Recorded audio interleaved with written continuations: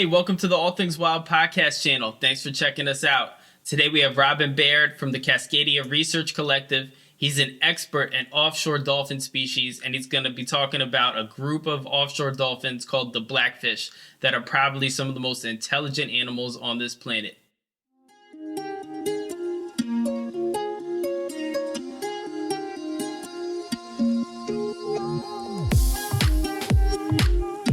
So they include dwarf sperm whales, which are a really poorly known species. Our study of dwarf sperm whales in Hawaii is, to the best of my knowledge, the only current study of that species anywhere in the world where people are working with living animals, free-ranging animals.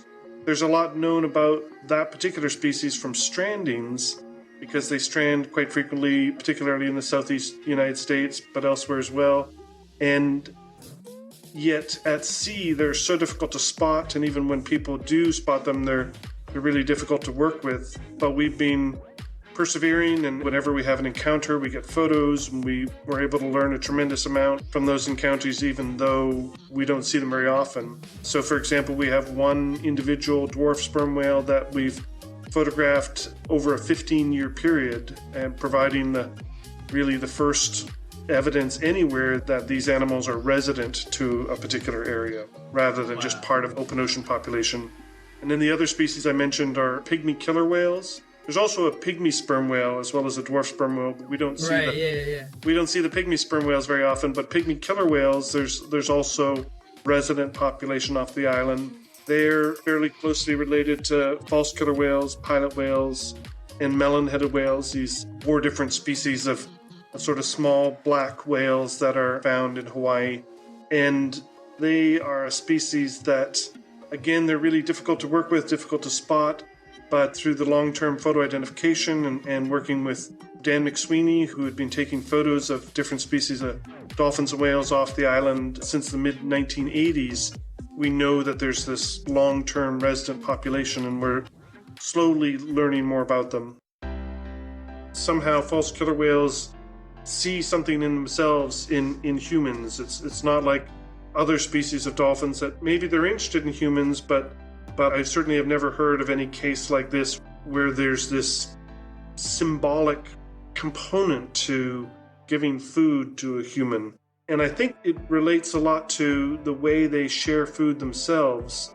Among these social groups, they'll often catch a fish and pass it back and forth before any of them actually start to eat the fish. And I think they're doing that. And, seeing animals share prey is not uncommon in the natural world. But the difference with false killer whales is that they're passing this food back and forth often before anyone has actually started to eat it. And I think it really relates to sort of strengthening their social bonds. It's like, here, you have the first bite. And it's, no, you have it. And it helps build trust, I think, among the individuals. It's like, if I catch something, I'm going to share it with you. And that kind of behavior is reciprocated because these individuals live in these small groups with really strong social bonds, and they're long-lived. So the individuals that they're foraging with are basically their fishing buddies or their hunting buddies. They've been doing this together their entire lives. So, whatever one catches, it's shared with the group. False killer whales, they can travel at really high speeds, right? Are they like one of the faster species? Well, on average, they move probably, 3 or 4, 5 miles an hour, but we've clocked them when they're high-speed swimming at 18 to 20 kilometers per hour for an extended period, 20 minutes or more. And in those kinds of cases, it really is high-speed travel. They're porpoising out of the water, and they're just trying to get somewhere as quickly as possible. And usually, but not always, those cases where we've seen really high-speed travel, I think it's because one of their hunting companions found or caught a big fish, and then the other ones converged to share it. But on average, they definitely are moving faster than some of the other species that we see, like pilot whales and melon-headed whales that we've talked about. All 3 of those other species, they spend a lot of time just floating at the surface resting or very, very slow traveling, whereas false killer whales of those 4 anyways, are are definitely on the higher range of typical travel speeds.